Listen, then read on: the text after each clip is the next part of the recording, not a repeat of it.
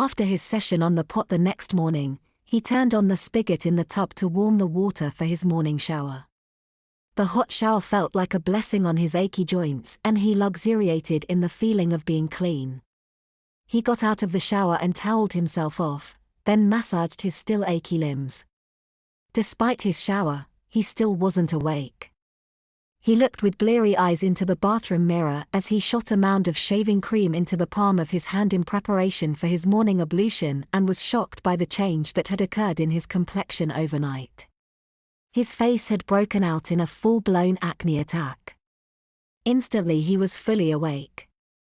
He hadn't had acne since he was 16. After a close examination of his face revealed that his beard had thinned considerably. The thick growth of beard which had forced him to keep an electric razor in his briefcase had become light wisps of blonde hair on his cheeks.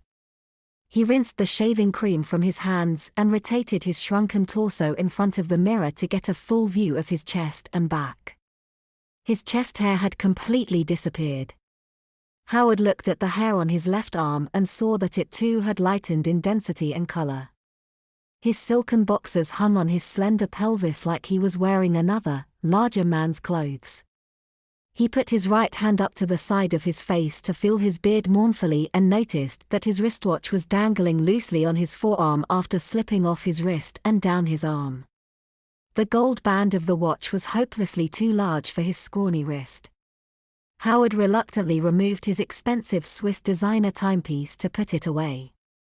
When he went to put his watch in the small drawer of the walnut valet on top of his dresser where he usually stored his gold cufflinks at the end of each day, he had to stretch to reach over and drop the watch in the valet. He stared in horror at the black mess in his shorts that lay on the floor. Howard groaned when he saw that his pride and joy had also changed.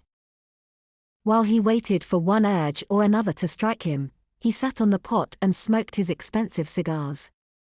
After a half hour or so, a thick pall of smoke from the cigars hung in the bathroom, obscuring the overhead lamp and darkening the small room ominously. As hours passed, the reek of the cigars combined with the stench of feces, sweat gave the tiny chamber the ambience of an anteroom to hell.